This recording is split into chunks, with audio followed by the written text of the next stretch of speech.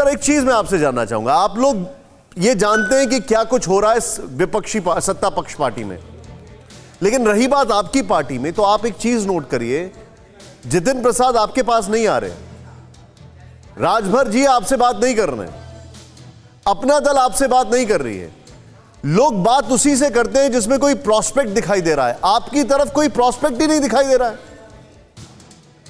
अच्छा निशान जी, मैं केवल आपसे अनुरोध ये करूंगा कि अपने यूपी के रिपोर्टरों से, उमेश जी हैं उनसे पूछिएगा, जितने दलों का आपने नाम लिया है, ये दल अभी कल तक आपके ही टीवी डिबेट में या अखबारों में या पत्रकारों के बीच चर्चा थी कि ये सब लोग माननीय अखिलेश जी के टच में हैं, समाजवादी पार्टी से बात कर रहे हैं। समाजवादी पार्टी ने भी कहा कि हम छोटे दलों को लेकर के चुनाव लड़ सकते हैं। एक जहां तक सवाल जितिन प्रसाद जी का है, तो मैं पहले दिन से कह रहा हूं, ये भारतीय जनता पार्टी का सियासी अपहरण है, ये ज्वाइनिंग नहीं है, ये सियासी अपहरण है और ये देर सवेर साबित होगा। जहां तक सवाल, अभी मैं सलभ जी को सुन रहा था, उन्होंने कहा कि टीवी चैनल के लोग पता नहीं कैसे जान जाते हैं। मैं आपसे एक चीज पूछ रहा हूं, देखिए मैंने आपसे ये सवाल मैंने आपसे क्यों पूछा, देखिए मैं आपसे ये सवाल इसलिए पूछ रहा हूं सर, मैं आपसे ये सवाल इसलिए पूछ रहा हूं कि वो कहते हैं ना अंग्रेजी में कि अपना घर, putting your house in order, BJP अभी वही कर रही है, अपने घर को पहले दुरुस्त कर रही है, उसके बाद बाहर जाके हमले की तैयारी की जाएगी। आपके घर के ऑर्डर की अगर बात की जाए तो मैं आपसे सीधे सीधे पूछता हूं, क्या अगले चुनाव में शिवपाल जी आपके साथ आ रहे हैं? देखिए ये तो राष्ट्रीय अध्यक्ष ही तय करेंगे कौन आ रहा है कौन नहीं आ रहा है, ये हम प्रवक्ता हैं, हम पार्टी के वर्कर हैं, ये नहीं तय कर सकते। लेकिन सर मैं रोकूंगा आपको, बड़ी खबर इस वक्त एक और आ गई है, माफी चाहूंगा। Manish Jha, go ahead please. चले इधर।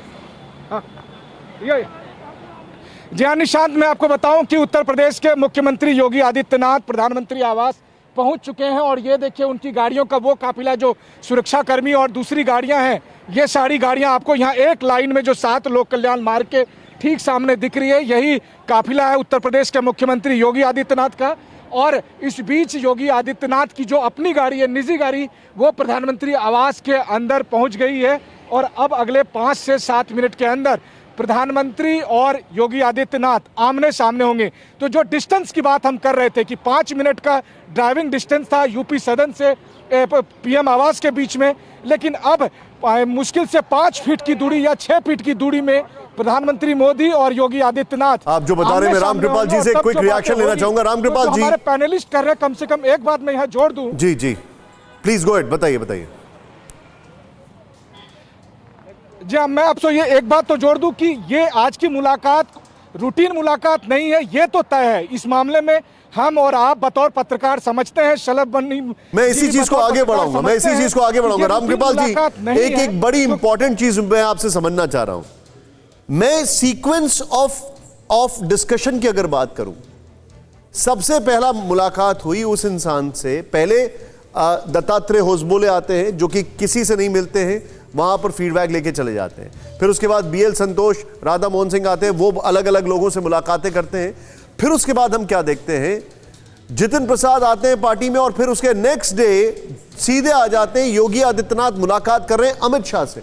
मतलब एक व्यक्ति जिसके ऊपर जिम्मेदारी है, जिसने पिछले चुनावों में बहुत बड़ा रोल प्ले किया था, वो इस मैटर को सॉर्ट आउट करते हैं। और जब मैं आपसे, ये हाइपोथेटिकल सवाल है, और उसी ऑर्डर में जब चीजें सॉर्ट आउट हो गई, तो फिर सॉर्ट आउट होने के बाद आप मिल रहे हैं प्रधानमंत्री के बाद। ये देखिए योगी आदित्यनाथ प्रधानमंत्री 7 लोक कल्याण मार्ग, वहां पर प्रधानमंत्री से मिलने के लिए अंदर जाते हुए सीधे अंदर चले गए हैं। यहां पर क्या यह समझा जाए, अलग अलग जो अटकलें लग रही थी, अब चीजें जो हैं वो डिस्कशन के लेवल पर नहीं है, वो सॉर्ट आउट हो चुकी हैं, जो डिसीजन मेकिंग था वो हो चुका है, इसीलिए अब जाके प्रधानमंत्री से मुलाकात हो रही है। रामकृपाल जी। जी निशांत जी, बिल्कुल आप सही कह रहे हैं। और मैं केवल एक वाक्य या 2 वाक्य कहूंगा। देखिए, किसी भी राष्ट्रीय पार्टी में आज बीजेपी जहां पे पहुंच गई है, जो उसका आकार है और जो चुनौतियां हैं, वो चाहे बीजेपी के लिए, राष्ट्रीय स्वयंसेवक संघ के लिए, सबको पता है कि उत्तर प्रदेश के नतीजे कश्मीर से कन्याकुमारी और कामरूप से कच्छ, बराबर इसका मैसेज जाएगा। बात यहाँ किसी व्यक्ति के अहंकार या किसी व्यक्ति की ईगो की नहीं है। बात यह है कि भारतीय जनता पार्टी का जो रथ 2014 से आगे बढ़ रहा है उसको किस तरह से आगे बढ़ाया जाए और ताकि वो 2024 की भी राह प्रशस्त हो। इसमें कोई व्यक्ति महत्वपूर्ण नहीं होता, किसी व्यक्ति की ईगो नहीं। बीजेपी में इतना मैं जानता हूं कि किसी व्यक्ति के अहंकार के लिए बीजेपी में टॉप जो है वो नहीं रुकता।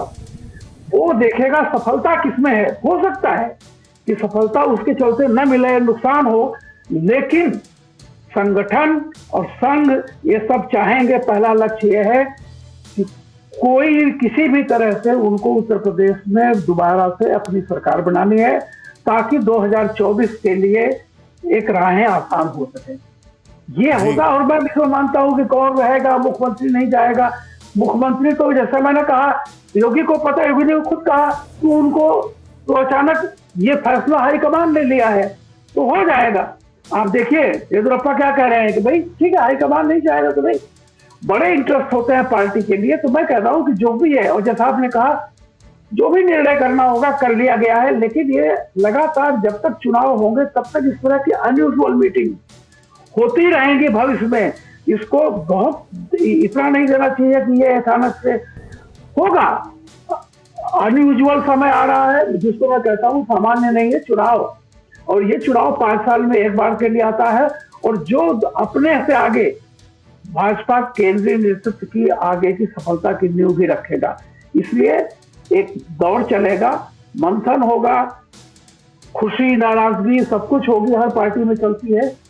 लेकिन मैं उम्मीद रखता हूं कि आज मोदी जी के मीटिंग के बाद उत्तर प्रदेश की स्थिति बहुत हद तक साफ हो जाएगी। परवाह देश की, सोमवार से शुक्रवार रात 10 बजे TV9 भारतवर्ष पर।